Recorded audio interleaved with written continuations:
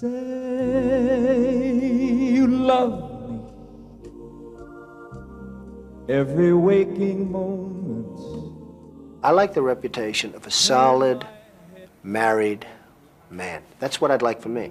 Then say you'll share with me one love, one lifetime. I feel like I've known him for millions of years.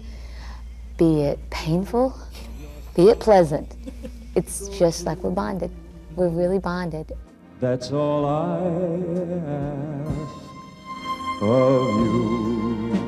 They are the Trumps of New York and Palm Beach, living the glamorous life as if the 80s never ended at Mar-a-Lago, their historic villa by the sea. Marla and the Donald, married at last, but not without some drama. I think it was a little bit surprising. We really anticipated getting married and having a baby, not having a baby and getting married. So why didn't you marry her right away when you found out she was pregnant? Why did you Indecision. Indecision. Really indecision. I was like, you're destroying my reputation again here. You know, it's already happened once in just loving you. Look what happened just because I loved you. And now, you know, not to be married before you have the baby? Oh my God. But in terms of the personal life, to me, it's a more difficult decision. You know, it's in many respects a much bigger decision. Well, it's an irrevocable deal. Well, it really is. In theory, it's an irrevocable deal. And so Tiffany Ariana became a Trump 2 months before her mother signed on the dotted line. Not the marriage license, the prenuptial agreement. Everyone around Donald was like, you've got to get a prenuptial now. Donald knew how I felt about it, which was that, please don't talk to me about it. I've stuck by you through everything. Don't even offend me by, you know I love you. I hate the concept of a prenuptial agreement because it basically says, if and when you get divorced, this is what you're going to get. Right. And there's something very bad about that. But I think it's a modern day necessity. I didn't like the way the system works. Right. I mean, I really felt that it was very offensive to both of us. And he'd say, you know, you're right, but what am I supposed to do? Marla hates it, doesn't want to sign it. Ultimately, she has to sign it, just from my standpoint. She has to sign it. So I said, whatever you need for your bankers, for your associates, I'll sign that. Let's just not call it a prenuptial, and let's not put a dollar amount on what happens once we're divorced.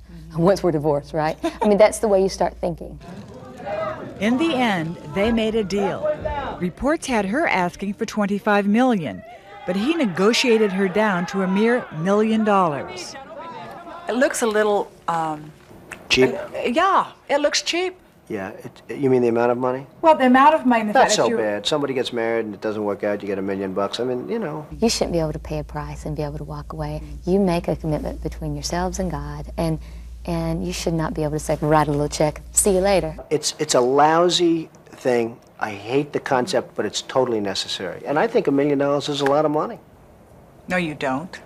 No, I don't, actually. But the fact is that $1 million for somebody coming into a marriage, if something didn't, and I'm not talking about anybody specifically, but it's a lot of money for somebody. The woman's been with you 6 years. She's been, as you said, incredibly loyal.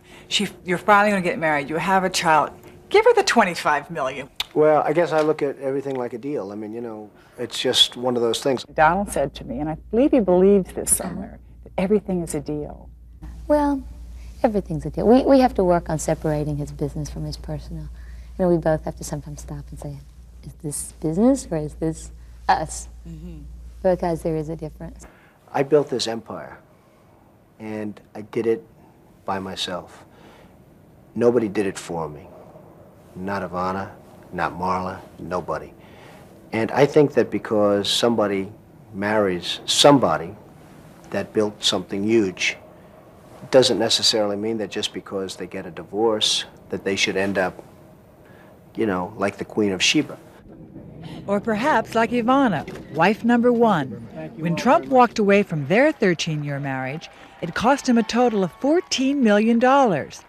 The bill came due not long after wife Ivana confronted mistress Marla après-ski in Aspen. That day in the restaurant, when you saw those two women actually meeting each other face to face, how did you feel? We were actually standing near the restaurant, getting ready to put skis on. And I was standing there like an idiot. And Marla and Ivana were here. And There wasn't shouting, but you could obviously see there was some friction. And a man who was standing right next to me, who weighed about 350 pounds and wasn't a very attractive guy, said to me, "It could be worse, Donald. I've been in Aspen for 20 years and I've never had a date." And I'll never forget the statement. And it sort of lightened it up a little bit for me. I'm saying, I guess it could be worse. Do you think unless the two had actually come face to face, you would have confronted that situation? Well, it's interesting because it's possible that, maybe it would still be going on. I'm not sure. Truth be told, Donald Trump had lived a charmed life, the model mogul of the 1980s. I mean, my life was so great in so many ways. The business was so great, and even the concept. A beautiful girlfriend, beautiful wife, beautiful everything. Life was just a bowl of cherries. There was Trump Shuttle, Trump Princess, Trump Tower. By 1989, he says his empire was worth $5 billion, and he was, well, let him tell you. I was at the highest of all pedestals, the hottest in the country, the highest point. Everything I touched turned to gold immediately. Everything I did turned to gold, and life started getting boring. And then one day, the pedestal was knocked out from under me. And it wasn't just his marriage. At the same time, the Trump empire began to collapse under the weight of the recession. The Trump Shuttle hemorrhaged. Atlantic City gamblers had no money to spend in Trump's new billion-dollar casino. And his heavily mortgaged real estate holdings plummeted in value. Midas had lost his touch. It was an amazing period. I, in many respects, I used to say to people, someday I'd like to be poor, just for a little while, just to see who's going to remain loyal to me. There were specifically 24 or 25 people that I have earmarked who were very disloyal, who shouldn't have been disloyal. And I think that's the thing that I learned more than anything else, Nancy, was loyalty. Because I'm like this great loyalty freak. I'm loyal to a point of the absurd. I stay with people. And it seems the man who could have been a contender may be one yet again. After 4 years of staving off bankers, Donald Trump's casino business has come back. And within months, he'll sell shares, giving the public a chance to buy a piece of the Donald. Why should the public pay to bail Donald Trump out if, in fact, you do go public? Well, nobody's bailing me out. I bailed myself out. I think I've done a really great job of getting out of trouble. How much personal debt do you have now? Well, I had billions of dollars of debt, in excess of $5 billion. I had $975 million worth of personal debt. And that's down now to about $115 million, and I'm going to pay that off very quickly, in fact, over the next very short period of time. Do you think that Wall Street respects you? Yeah, I think Wall Street has a lot of respect.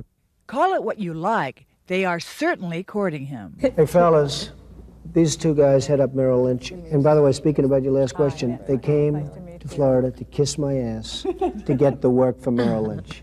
You have no idea the pressure that's put on me by everybody in the country. Literally, I'm getting calls from everybody. Would I use this firm? Would I use that firm? Everybody. Wall Street has a lot of respect for Trump. I called a lot of analysts. They said we're receptive to Donald Trump because he usually ends up producing. Respect is another issue. And maybe he doesn't like the way I dress or something else, but he likes the way I make money. And, the analysts all like the way I make money. Trump says he has learned from his mistakes in business and in love. I think that putting a wife to work is a very dangerous thing. I mean, we'll do an educational program here, okay? If you're in business for yourself, I really think it's a bad idea to put your wife working for you. I think it's a really bad idea. I think that was the single greatest cause of what happened to my marriage with Ivana. The trouble started, he claims, after he suggested that Ivana run the Trump Castle Casino in Atlantic City. And you never thought of asking her to quit when you saw it wasn't working? Well, I'll give you an example. I didn't think of it that way. See, you tend not to think of it that way. Ivana would get angry at somebody over the telephone all of a sudden who was at the casino. And she'd start shouting. And I'd say, I don't want my wife shouting at somebody like that. I really don't want that. And a softness disappeared. There was a great softness to Ivana, and she still has that softness. But during this period of time, she became an executive, not a wife. Well, you now are married to a woman, and you who would like to continue her career. Marla says she does want to have a career. There's a difference between having a career and working for me. You have said you don't want Marla to work. You actually said No. that on the day of the wedding, actually. I think I'm probably mixed. I have days where I think it's great, and then I have days where if I come home and, you know, I don't want to sound too much like a chauvinist, but when I come home and dinner's not ready, I go through the roof, okay? You know what's interesting, Donald, is you take these women, these two particular women in your life, and you help them become very well known. And then when they want to act on that appeal, you seem to get upset about it. I create stars. I love creating stars. And to a certain extent, I've done that with Ivana. To a certain extent, I've done that with Marla. And I like that. Let me lead you from your solitude. I mean, I've really given a lot of women great opportunity. Unfortunately, after they're a star, the fun is over for me. It's like a creation process. It's almost like creating a building. It's pretty sad. Love me, that's all I ask of you.